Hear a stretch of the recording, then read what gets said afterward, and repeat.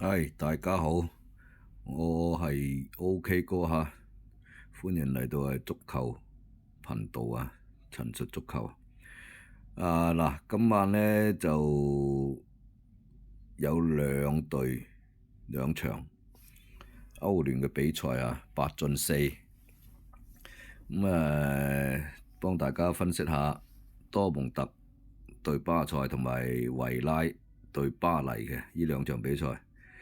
多蒙特呢，就上一場呢，就客場0-4不敵巴塞嘅。睇嚟今次翻到嚟主場都可能難逃一劫噶啦，就冇乜機會晉級嘅。而家呢，就個指數呢，就係巴塞呢，就客場讓0.5嘅，即係負0.5多蒙特。上場客場嘅多蒙特0-4，翻到主場有冇機會翻盤呢？相信大家都好清楚知道冇乜機會翻盤嘅啦。但係呢場比賽呢，就都有啲睇法想法嘅。而家嗰個指數呢，去到負0.5，嗰個大細球呢，就去到3.5嘅。今晚呢，左右手呢，就暫時唔考慮住，提供一下嗰個大小球嘅。我今晚睇好嘅小球比較多啲，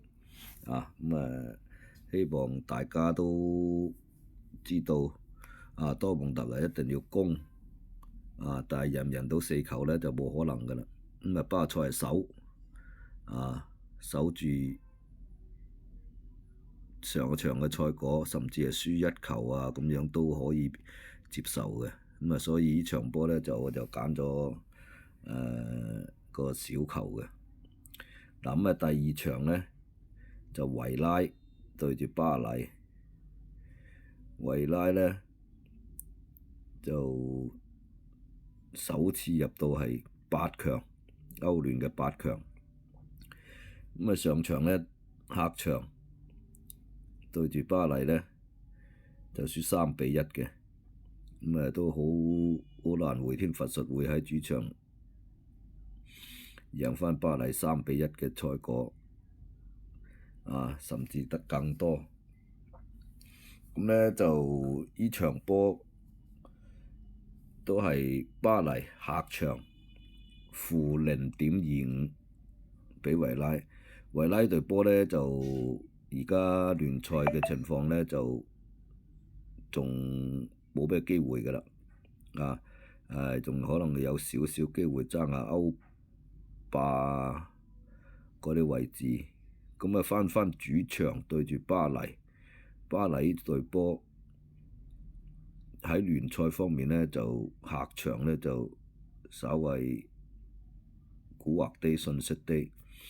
我呢場波呢，就睇好維拉有機會逼和巴黎嘅，甚至會少少勝。呢兩隊波今晚嘅睇法，就希望幫到大家。聽晚再見，好唔好啊？祝大家好運。記得呢，就幫到大家就點關注、訂閱下、轉發。好多謝大家，聽日見，拜拜。